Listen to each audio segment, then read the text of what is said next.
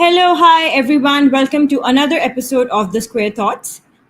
Today we're going to continue the conversation that Kanata and I had in the last episode, and we'll be talking about crafting content that converts and what's the difference between inbound versus outbound.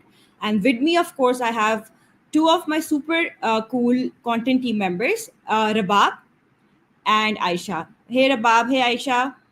Hello, Zunaira. Hi, Zunaira. All right, great. Thank you so much, guys, for taking out the time. So I think let's just quickly deep dive into things, and I would like Rabab to tell us, Rabab, what does a day or your day at the SquarePeg looks like? Like, what are the tasks that fall on your plate? How do you go about it? If you could just give us an insight into that. Yeah, sure. My day at SquarePeg is pretty dynamic and it involves a blend of activities like coordination with clients and internal teams, then, of course, research, writing, editing, and proofreading for the content. And during my day, I also review metrics and track content performance through tools like SAMrush and Google Analytics. So, all these activities make my role both proactive and flexible at a SquarePeg.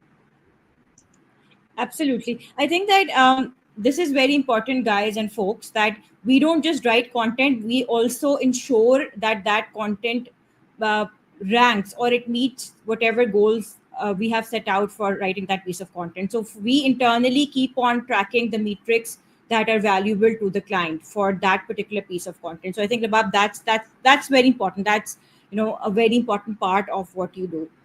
So Exactly. I think that Kanata and I mentioned in detail that what is inbound, what is outbound. Now, from a content development perspective, can you walk us through your process for creating inbound content, and maybe share some real life examples with us that will help us understand better? Yeah, sure. While creating inbound content, my primary goal is to attract, inform, and build trust with potential leads, like conducting in-depth keyword research, which is, by the way, done by our SEO expert, Essen.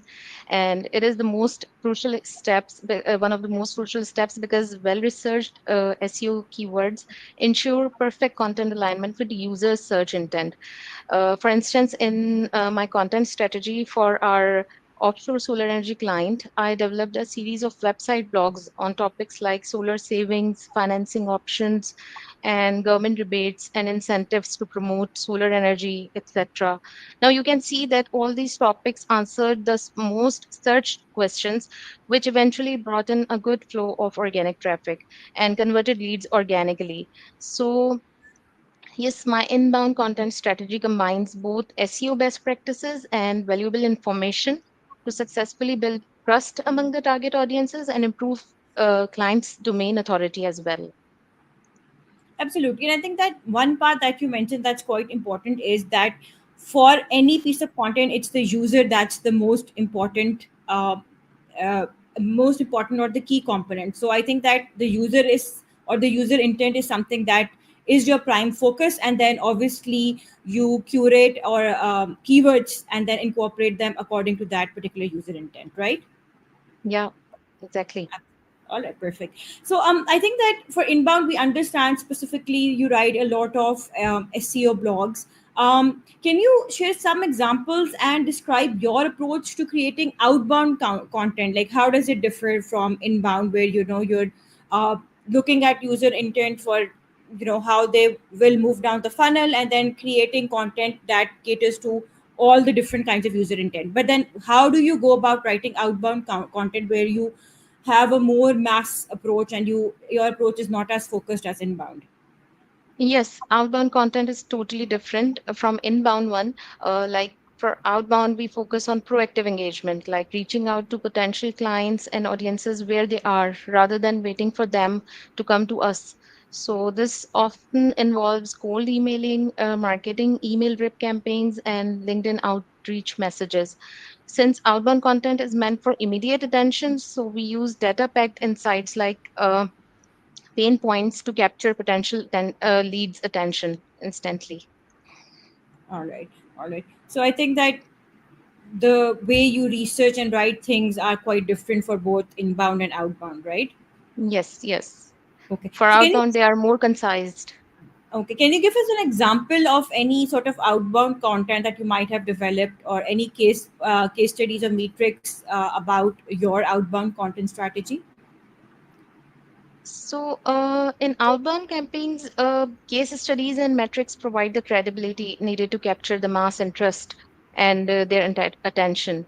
So, for instance, in our outbound campaigns for that offshore solar energy client, we shared case studies about how companies and homeowners saved big with switching to solar. I think this approach helped us to validate our claims and encourage leads to take action. And similarly, tracking metrics like click through rates, conversion rates, and engagement help us to gauge what resonates with the target clients. Um, and We also check that if the specific ad copy performs well, if it performed well, we refine our strategy accordingly for the future campaigns. This data driven approach ensures our outbound content is fact backed with actual success metrics. Okay. So I think for outbound, you've referred to two forms of content. One is email, where I think that you, or even LinkedIn messages, where you do share case studies to build that brand credibility in front of whoever you're trying to reach out. And again, for ad copy, I think the approach is different, where you have to write content that grabs the user's attention immediately, right? Yes, yes. All right, perfect. So I think that you did allude to intent before in your previous question as well. So how do you use intent factors to shape your content strategies? I think that's very important, and everybody would want to understand that better. Yes, intent is critical in shaping our both inbound and outbound content strategies. For inbound, understanding search intent help us create content for different stages of the buyer's journey. For instance, a blog topic like best commercial solar brands shows users are in their consideration phase. Therefore, I structure the content with navigational and commercial intended keywords to address specific financial and operational benefits that align with their intent to learn and evaluate. On the other hand, intent in outbound content is equally important. Like in ads for the solar energy client, we targeted business owners looking for long-term saving solutions. So tapping into user intent ensures our content speaks directly to the needs and wants of the clients. Absolutely. I think that, as we always say, that user is king or the customer is king. So the Yes. same thing applies whether it's a B2B customer or a B2C customer. The customer or the user is always the main driving factor for any content strategy. I think that I would want you to wrap up that, I know you've touched quite comprehensively about the type of content that you write for inbound, the type of content that you write for outbound, but can you share a little bit light on the advanced SEO techniques that you use, such as maybe link building or anything that you would want to highlight that you incorporate in order for your content to rank better? Yes, I would like to add about the featured snippets, which boost content visibility because it ranks the blog or the content above the regular search results, often in position zero. So this prime placement increases click-through rates, build brand authority, and capture more traffic, especially for mobile users. With our solar energy client, for instance, we optimized our content appear as featured snippets by adding FAQs directly in the blogs, such as how many solar panels does it take to run a house, or what is the lifespan of solar panels, etc.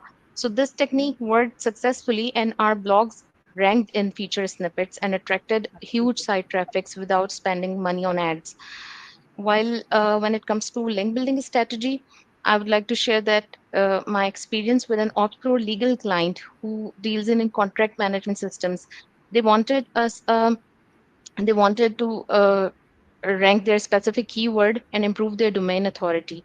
During this project, we developed niche specific blogs and collaborated with industry blogs, asking them to add our content links in their high traffic articles. This strategy not only improved our backlink profile, but also increase their referral traffic. So we track the key metrics like domain authority, page views, and keyword ranking from these referrals to measure the impact of our link building strategy. And fortunately, we completed that project with outstanding results. Their domain authority has increased with inflow of organic traffic, and their required keyword ranked among the top 10. I think Zunaira, you have witnessed that. So, would you like to share your experience? No, no, absolutely. I think that project also is an indicator of how we can work with clients. So that client was more at an enterprise level. It was a small enterprise, so they had their own in-house marketing team. But for building links, they needed additional support, where we came in as their link building department.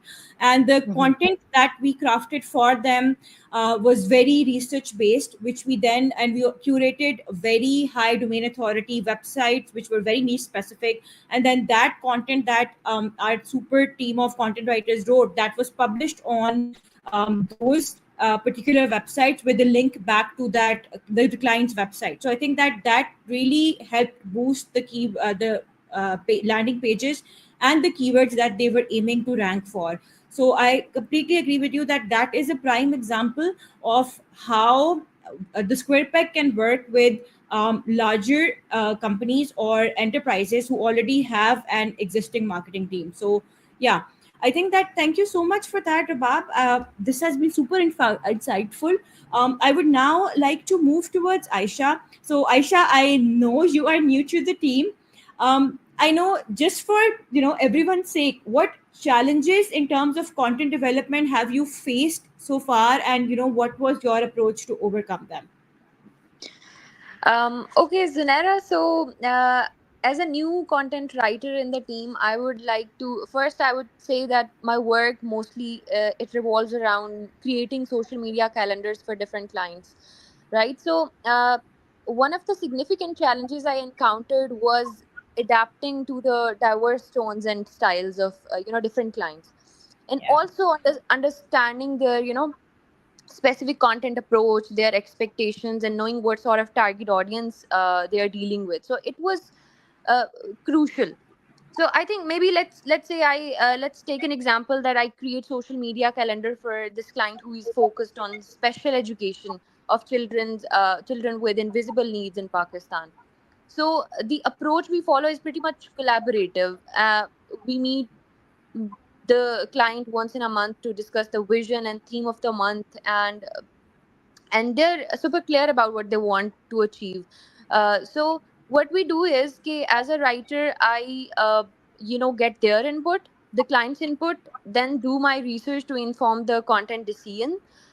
Then we propose content ideas, which includes like captions, in image text, engaging visuals. So after the approval of client, we kind of utilize that content.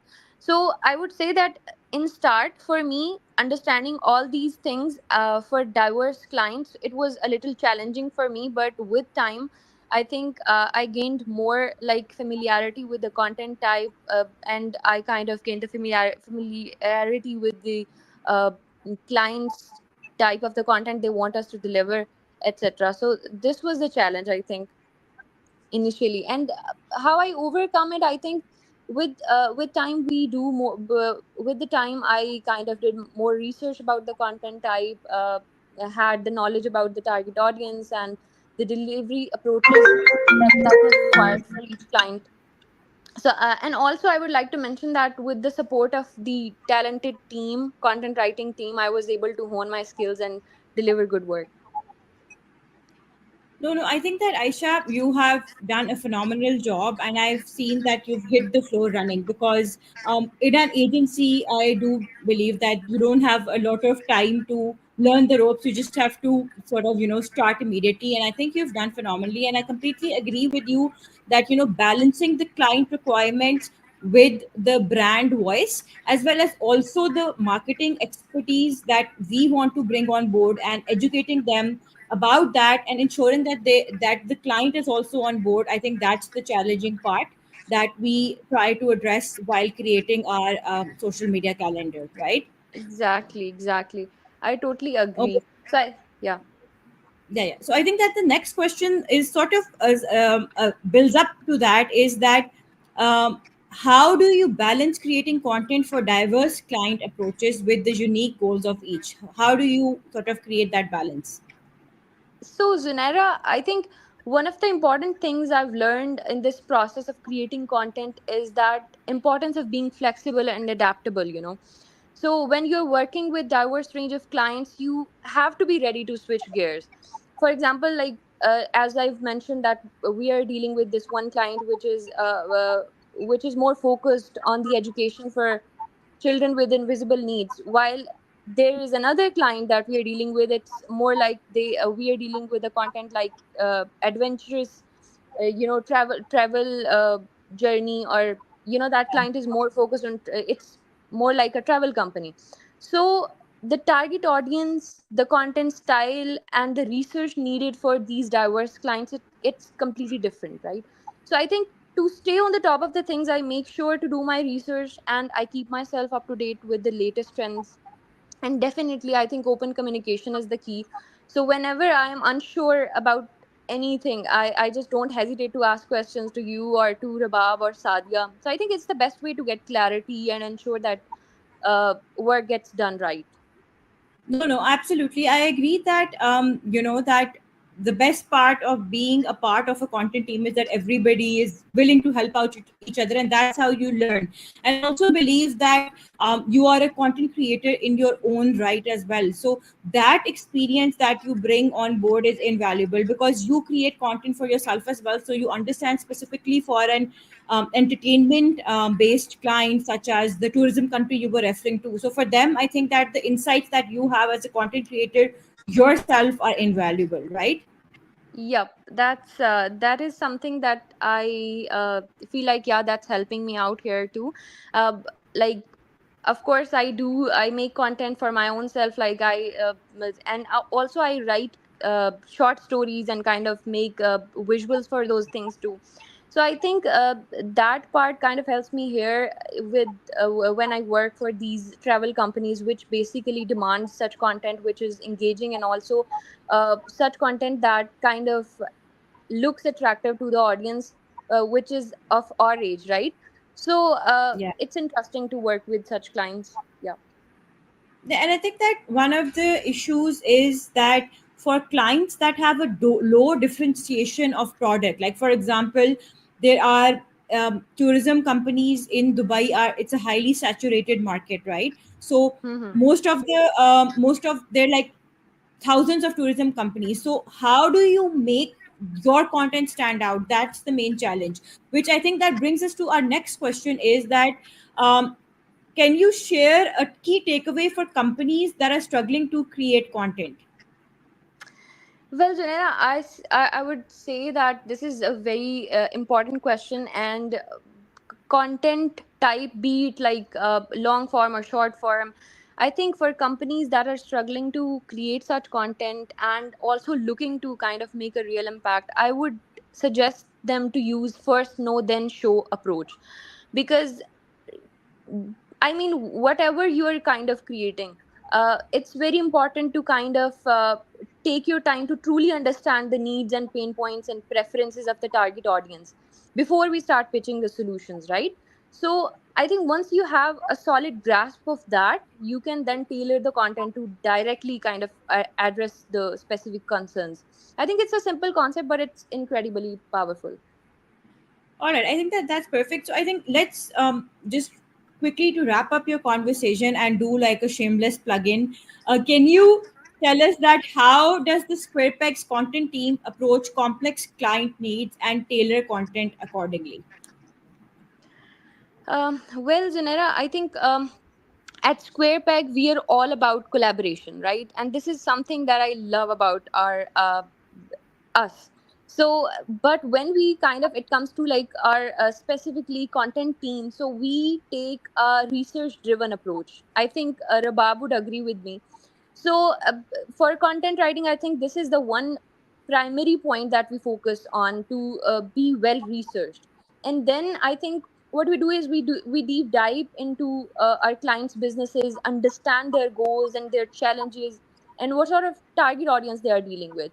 And we also like to work closely with them to make sure that we are on the same page. And then afterwards, I think we use our expertise to come up with the best possible solutions. Yeah.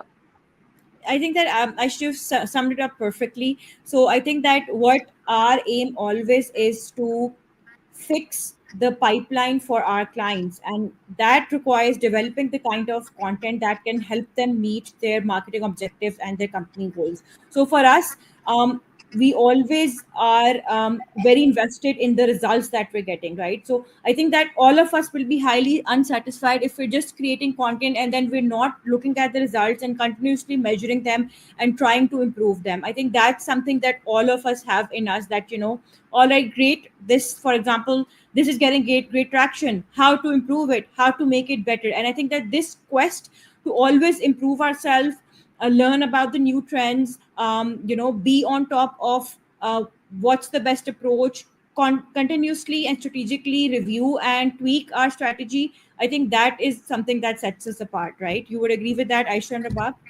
Definitely, definitely. I think this is the quality that we have, but and also there is always a room for improvement for everything. So yeah. Absolutely. Rabab, would you like to add any ending notes before we sign off? No, I think we have covered everything very well. And thank you, Zunaira, for having me. Thank you so much, Rabab and Aisha. One last note before we log off. So, my content team is extremely camera shy, and I really want to applaud them for moving out of their comfort zone and agreeing to come on a live podcast with us. And I want to keep doing that so that you can actually see the brains behind the square peg. I think that's very important. If anybody has any questions, feel free to drop them down in the comment box and we will get back to you. And until the next episode, have a great rest of the day. Bye.